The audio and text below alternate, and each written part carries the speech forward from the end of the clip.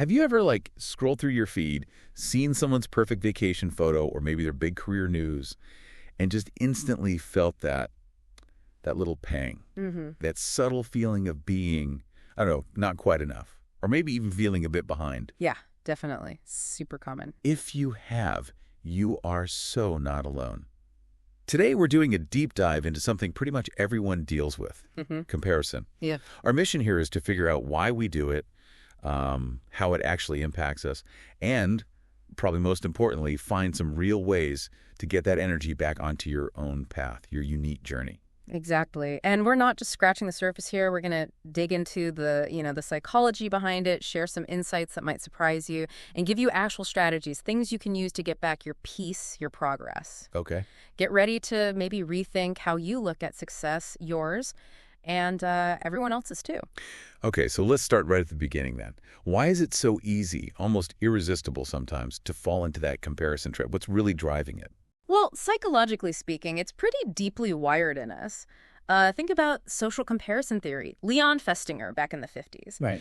He basically said we have this instinct to figure out where we stand, our opinions, our abilities, by checking against others. Okay. And way back, that was actually useful, like knowing your place in the tribe, sizing up threats, opportunities, survival stuff. Ah, so it's a survival thing originally. Yeah, but today, in this totally hyper-connected world we live in, that same instinct, it often works against us. It becomes maladaptive. It's not just survival anymore.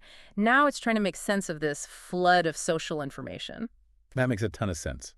It's like that old instinct got plugged into this massive modern machine. Exactly. So instead of comparing, I don't know, hunting skills, Right. we're comparing careers, bodies, vacations, how perfect someone else's life looks. The goalpost just completely shifted, but the engine is kind of the same. That's it. And a lot of the time, it's unconscious. We're just scrolling, watching, listening. Yeah. And these inputs, especially the visual ones, they trigger stuff in our brain really fast. Before you even realize it, you're in that loop. Am I doing enough? Am I achieving enough? Am I just enough? Wow. It's this constant, quiet little internal audit going on. Which brings us to something we absolutely have to stress here. You're almost always comparing your own, like, raw, messy, behind-the-scenes reality. The bloopers. Yeah. To someone else's highly edited, perfectly curated highlight reel. It's Yeah. not even a fair comparison. It's apples and oranges. And it sets you up to feel bad from the start. And that leads us right into, well, the elephant in the room, right? Social media. Oh, yeah. It's not just a place where comparison happens. It's practically engineered for it. It's a comparison machine designed to keep us hooked on those cycles. I feel that so much. Like, I remember seeing a friend's Instagram post, perfect beach, new amazing job title in the bio, and bam, instant wave. Oh my God, I'm so far behind in life. It just hits you like right in the gut. It really does. And look, this isn't just you or me feeling this. Research shows it again and again. Passively scrolling through social media, especially the really visual platforms, correlates pretty strongly with more envy and lower self-esteem. We see that curated perfection, and our brains kind of jump to conclusions. We think their success is just them, their inherent awesomeness. Right. While our own struggles feel like our unique failures, we conveniently forget about the, 45 selfies they deleted, or the stress they're under, or maybe the panic attack they had the night before posting that shiny picture. So social media just shows these tiny selected moments. Yeah. Not the whole messy, complicated thing that is actual life. Exactly. Moments, not life. And when we start basing our own worth, our own idea of success on those filtered little snippets, Yeah.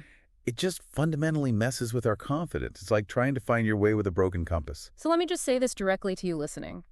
You are comparing your entire complex, often messy reality to someone else's highly polished, strategically presented digital snapshot. It's not a fair fight. And honestly, it's a game you're guaranteed to lose if you keep playing by those rules. Okay, so if this is happening all the time, often without us even noticing, what's the real cost? What are we actually giving up when we get stuck in this comparison cycle? The biggest costs, I'd say, are your peace of mind, your own genuine progress, and, your basic confidence. When your focus is always out there, looking at what someone else is doing, judging their path, you're diverting all this crucial energy you could be using to build and appreciate your own life. Yeah. It's a huge misallocation of your time and, frankly, your mental energy, your most valuable resources. Totally. And it just breeds this constant self-doubt, doesn't it? You start questioning everything. Your own timeline, the choices you made. Is this the right career? Should I be married? Why don't I have that house, that car? It turns your inner voice into this, nonstop negative critique. And that often leads directly to burnout. Seriously.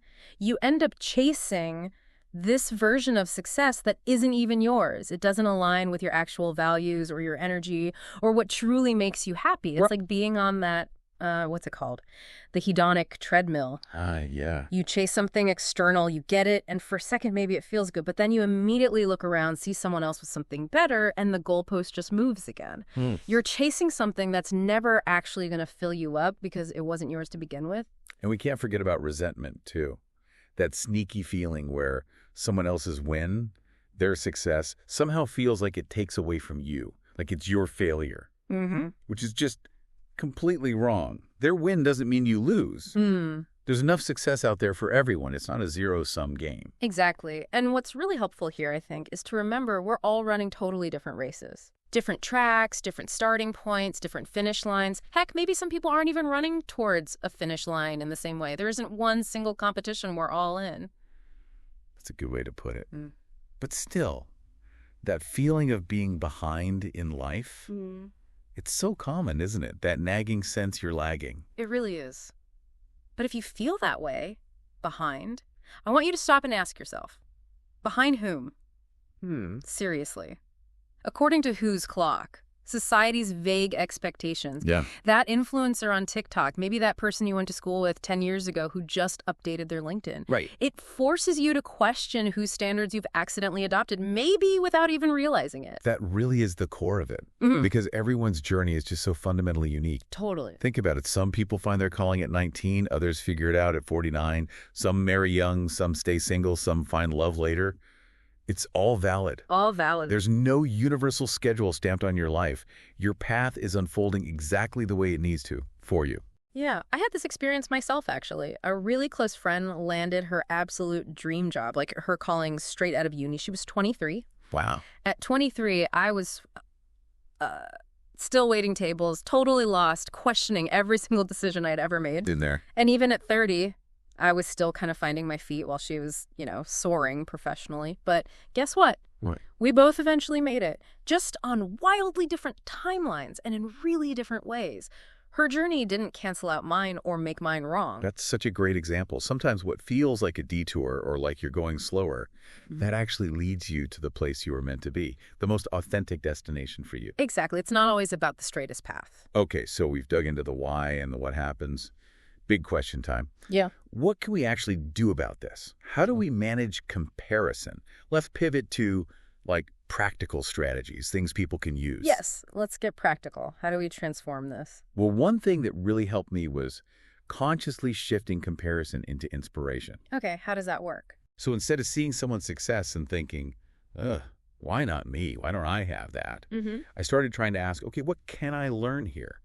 What did they do that maybe I could try, in my own way, on my own path? Oh, I love that. That's a powerful reframe. Yeah, it just shifts the energy completely. That's perfect. You're basically turning envy into genuine curiosity. Right. Instead of letting it drain you, you ask, what are they doing that seems to be working? Is there something there I could adapt? Keyword adapt, not copy for myself. Right. That's how we actually learn from seeing others succeed. And another really crucial thing is you've got to protect your mental space. Actively. Yeah. Limit exposure to stuff that consistently makes you feel worse. Content, maybe even certain relationships, honestly. If following certain accounts always leaves you feeling drained or triggered with comparison, mute them. Unfollow. Maybe even block. Your mental well-being is worth it. It's non-negotiable. That's so important. And another really practical tip, something you can do right now, is to consciously journal your own wins. Yeah. Small stuff, too. Especially the small stuff. Keep a running list, even tiny victories. Doing this regularly reminds you of your own growth, your own progress, all the real reasons you have to be proud. Okay. It pulls your focus back inward, building up your internal sense of success instead of constantly looking outside for validation. That's the real truth, isn't it? Yeah. Your only actual competition should be who you were yesterday. Exactly. If you can just get, 1% better each day. That's huge progress over time. Yeah. Celebrate those small steps. They really add up. And ultimately, maybe the most powerful idea in all this is just being authentically you. That's your superpower. Absolutely. Yeah. You're not meant to be a copy of someone else. The world doesn't need another version of it. It genuinely, uniquely needs you. Yes. Your specific perspective, your talents, your weird quirks, your journey, all of it. So embrace those things, your unique strengths, your specific talents, how you see the world. That's where your real value is. That's what makes you stand out without even trying to. And honestly, when you finally stop trying to catch up to some imaginary standards set by others, and you just start focusing on building and living in your own lane, life just feels lighter. Yeah. Doesn't it? The pressure kind of lifts. It does. And that lightness, that's actually confidence building. Real confidence comes from doing the work, showing up for your own life day after day. Right. Not from constantly checking how you measure up or chasing external applause. Just build your life. One real, authentic step at a time. All right, let's do a quick recap then. The key things for you to take away from this deep dive. Okay. 1, comparison is natural, yeah, but the way we do it now, often inaccurate, often harmful. 2, social media really warps reality. Don't automatically believe every perfect post you see. It's curated. 3, everyone has their own unique timeline. Seriously. You are not late on your own journey. 4, actively shift your thinking. Let other people's success inspire curiosity in you, not drain your energy. And 5, focus hard on celebrating your own growth. Your personal progress is what matters. And maybe the most important takeaway of all, you are enough, just as you are right now. That's a perfect place to wrap up today's deep dive. If this conversation struck a chord, maybe take a moment to sit with these ideas. And hey, maybe share this with a friend who could use this message too. Yeah, comparison might feel automatic sometimes, like a reflex. But building confidence, accepting yourself, making real progress, those are choices you make. Choose to grow, not to compete endlessly. Until next time, stay grounded and keep growing into your most authentic self. And stop comparing. Start living. Your life is waiting.